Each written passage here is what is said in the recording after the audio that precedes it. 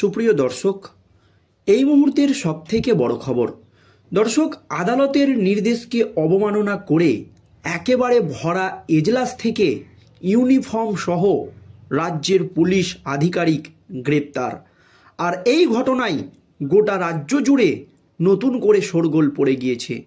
দর্শক, একাধিকবার হাইকোর্ট এবং বিভিন্ন নিম্ন আদালতের নির্দেশকে অবমাননা করেছে রাজ্যের পুলিশ আধিকারিকরা। এই রকম অভিযোগ কিন্তু ভুরি ভুরি রয়েছে। আর এবার আদালতের বারবার নির্দেশ দেওয়া সত্ত্বেও হাজিরা দেননি ওই পুলিশ আধিকারিক।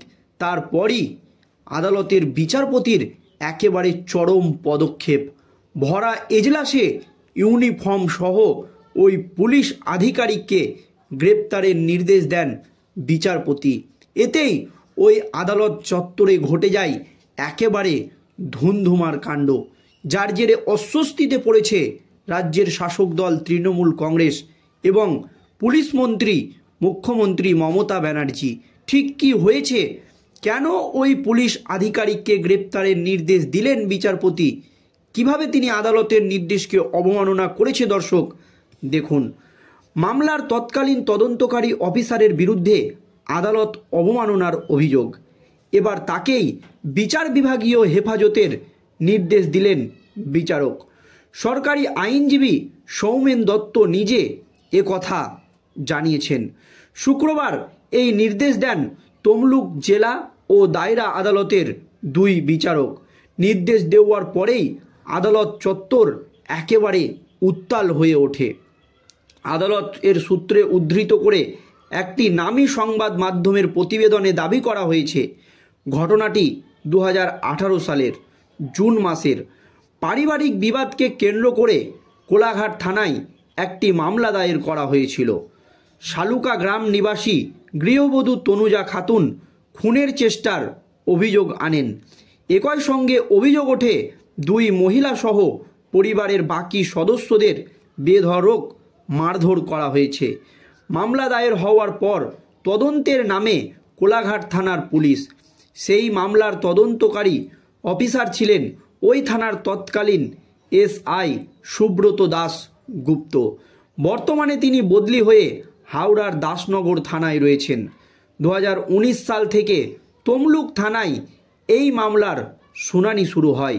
আদালতের তরফ থেকে মামলার তদন্তকারী অফিসারকে একাধিকবার সমন পাঠানো হয়, তবে আইন শৃঙ্খলার কাজে ব্যস্ত থাকার কারণ দেখিয়ে আদালতে উপস্থিত হননি তিনি। বারবার তাকে আদালত হাজিরা দেওয়ার জন্য বলেন, কিন্তু ওই পুলিশ আধিকারিক বারবারই দাবি করেন যে তিনি আইন শৃঙ্খলার কাজে ব্যস্ত রয়েছেন, সেই জন্য তিনি হাজিরার নির্দেশ এড়িয়ে যান।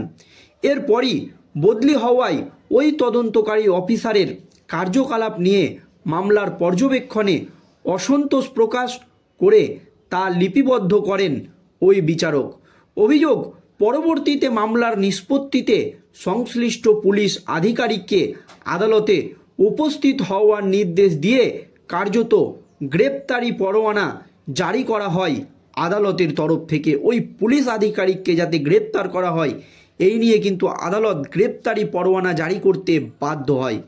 তবে অভিযোগ, তা সত্ত্বেও ওই পুলিশ আধিকারিক আদালতে উপস্থিত হয়নি। দেখুন দর্শক, কতবার এইভাবে আদালতের নির্দেশকে তিনি অবমাননা করছেন। এরপর গত 6 জানুয়ারি ওই মামলার তৎকালীন তদন্তকারী অফিসারের বিরুদ্ধে জামিন অযোগ্য ধারায় গ্রেপ্তারি পরোয়ানার জারি করে আদালত। এরপর গত শুক্রবার ইউনিফর্মেই আদালতে হাজিরা দেন ওই পুলিশ আধিকারিক সুব্রত দাস গুপ্ত।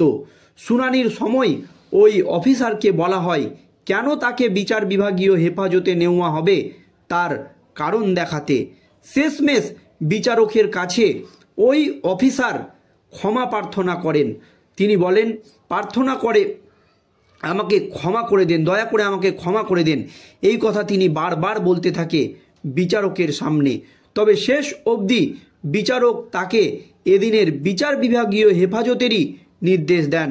তার কোনো কথা কিন্তু শেষ অবধি শোনেননি বিচারক। এইদিকে এই খবর প্রকাশ্যে আসতেই আদালত চত্বরে উপস্থিত হন বেশ কয়েকজন পুলিশ অফিসার, প্রশাসনের আধিকারিকরা, আইনজীবীদের একাংশ ও ওই পুলিশ আধিকারিককে দ্রুত মুক্তির দাবি জানাতে থাকেন। তৃণমূলের যে সমস্ত আইনজীবীরা রয়েছে বা রাজ্য সরকারি যে সমস্ত আইনজীবীরা রয়েছে তারা দ্রুত আদালত চত্বরেই ওই অফিসারকে যাতে মুক্ত করা হয় এই দাবি কিন্তু জানাতে থাকেন। আদালত চত্বরে একেবারে ধুন্ধুমার কাণ্ড বেঁধে যায়।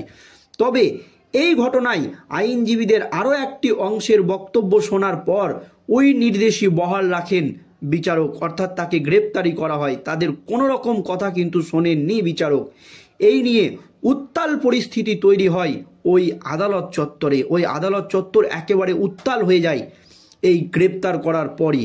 তখন তৎকালীন অফিসারকে বিচার বিভাগীয় হেফাজতে নেওয়ার নির্দেশ প্রসঙ্গে এই মামলার সরকারি আইনজীবী সৌমেন দত্ত বলেন, পারিবারিক বিবাদ ঘিরে কোলাঘাট থানায় একটি মামলার শুনানি শুরু হয় 2019 সালে। তবে বিগত প্রায় 4 বছর ধরে ওই মামলা চলার পরেও তদন্তকারী পুলিশ অফিসার আদালতে সাক্ষ্য দেওয়ায় গড়মসি করেছিলেন। ফলে আদালত অবমাননার অভিযোগে ওই তদন্তকারী অফিসারের বিরুদ্ধে বেশ কয়েকবার গ্রেপ্তারি পরোয়ানা জারি করার পর এই দিন সব দিক বিবেচনা করে এই নির্দেশ দিয়েছেন নিম্ন আদালতের বিচারপতি। দর্শক, এই যে নির্দেশ দিয়েছেন, বারবার আদালতের নির্দেশকে অবমাননা করেছে ওই পুলিশ অফিসার বা রাজ্যের ওই পুলিশ আধিকারিক। তো এই নিয়ে যে বিচারক নির্দেশ দিয়েছে, তাকে গ্রেপ্তার করার নির্দেশ দিয়েছে, এটা ঠিক না ভুল অবশ্যই আপনারা ভিডিওর কমেন্ট বক্সে কমেন্ট করে জানাবেন। আর এই ধরনের পুলিশ আধিকারিক যারা আদালতের নির্দেশকে বারবার অবমাননা করছে তাদের বিরুদ্ধে আরও কি কঠোর পদক্ষেপ নেওয়া যায় এই নিয়ে আপনাদের মতামত অবশ্যই আপনারা জানাবেন। কিন্তু দেখুন দর্শক, 3 থেকে 4 বার তাকে সমন পাঠানো হয়েছে যে আদালতের তার এই তদন্ত করার জন্য বা এই বিচার করার জন্য তাকে খুব প্রয়োজন, কিন্তু তিনি বারবারই আদালতের নির্দেশকে অবমাননা করেছেন, হাজিরা দেননি। তিনি বারবার একই অজুহাত দেখিয়ে গিয়েছেন যে বিভিন্ন আইন শৃঙ্খলার কাজে ব্যস্ত রয়েছে, সেই জন্য তিনি হাজিরা দিতে পারবেন না। সেই জন্য বাধ্য হয়েই কিন্তু বিচারপতি এই নির্দেশ দিয়েছে যে ওই পুলিশ আধিকারিককেই গ্রেপ্তার করতে হবে এবং ইউনিফর্ম সহ তাকে ওইখান থেকেই বা ভরা এজলাস থেকেই গ্রেপ্তার করা হয়। দর্শক, এই নিয়ে আপনাদের মতামত অবশ্যই ভিডিওর কমেন্ট বক্সে কমেন্ট করে জানাবেন। ধন্যবাদ।